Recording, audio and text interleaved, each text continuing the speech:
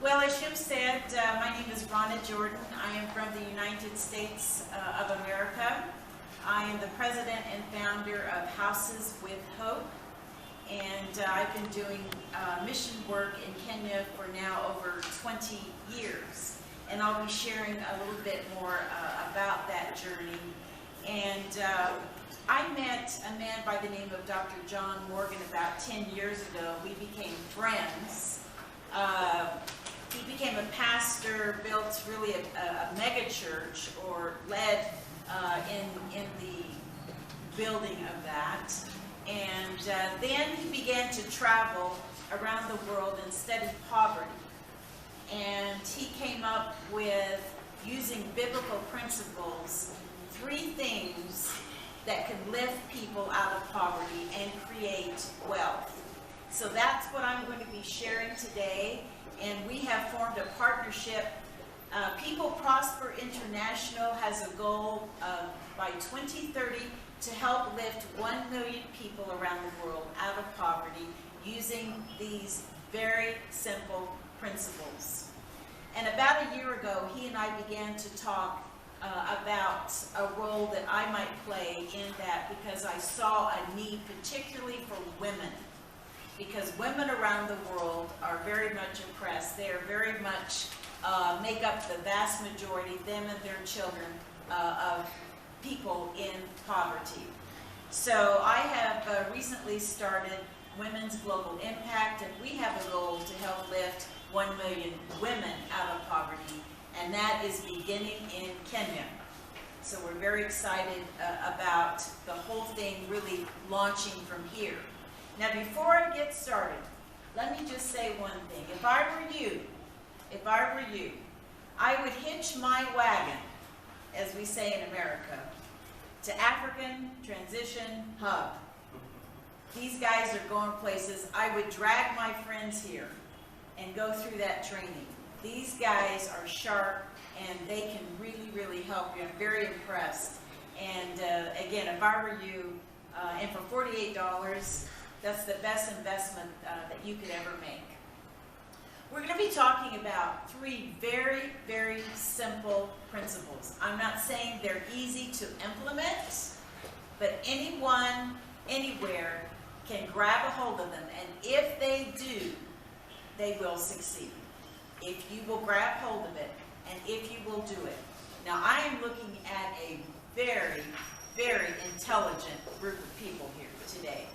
So I know this is going to be very basic things, but at the same time, I doubt very seriously that you have heard them. So I'm very excited to share them, because I can tell you time after time after time again, people that have put these principles to use, the things that they have done are out of this world. It's just phenomenal. Very, very simple. Very, very simple principles. We're going to start with principle number 1.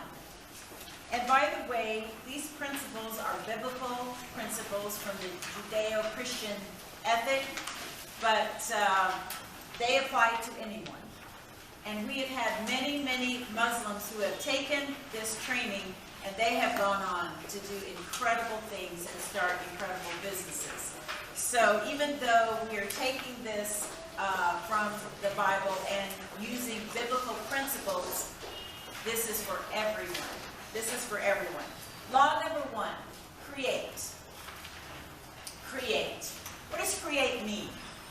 Create means really to make out of nothing. And God, we're told in Genesis 1, is the ultimate creator.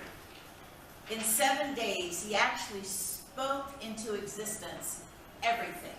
Everything that you see in the physical, visible world, God created it. He is a creator.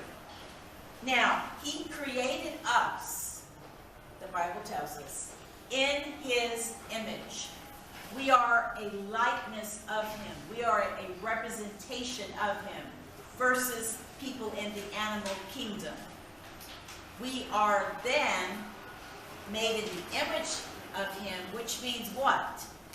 We too are creators. We too are creators. We are co-creators. He has given us all of the things that we need to create. And we use those things then to create ourselves. Much as a husband and a wife are co-creators with God in bringing children into the world. You are a creator.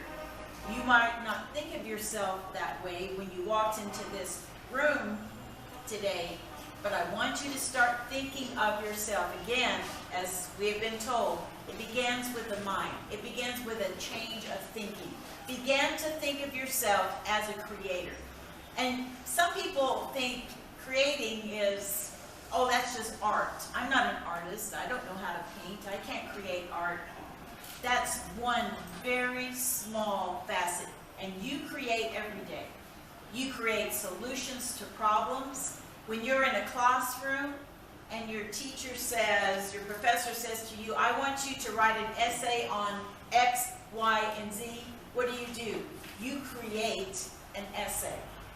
You're creating every day. You might not have realized it, but you are a creator. And you need to begin to think as a person who can and will and does create. Now, it has been said that we're most like God when we are forgiving, when we are loving, and also when we are creating, because that's who God is. He is a creator, and He has gifted us each with different gifts. You don't have the same gift that I have. I don't have the same gift that you have. You know, yesterday we were in a group of people who fix automobiles, mechanics. And I can tell you, if my life depended on it, I could not fix an engine. If my life depended on it. But God has gifted those people with a mechanical mind, a mechanical genius. And they're able to go in and be able to fix things. God has given you a very unique set of gifts by which you can create. Why?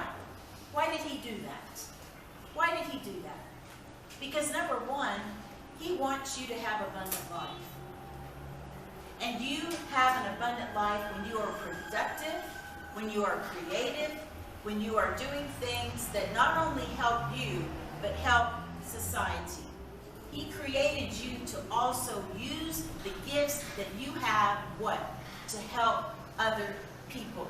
To make the world a better place than it was before you came. To help your families. To help your communities. And in so doing, you know what's going to happen? You're going to find purpose. And that really is the goal of our lives, is to love God, to love others. And in so doing, we're going to find great, great purpose. You are a creator. You can create solutions to problems. You can create products. You can create ideas. What are some things, since you have been born, that have been created by someone that was not there? Maybe you're about 20 years old or above, 20 years ago.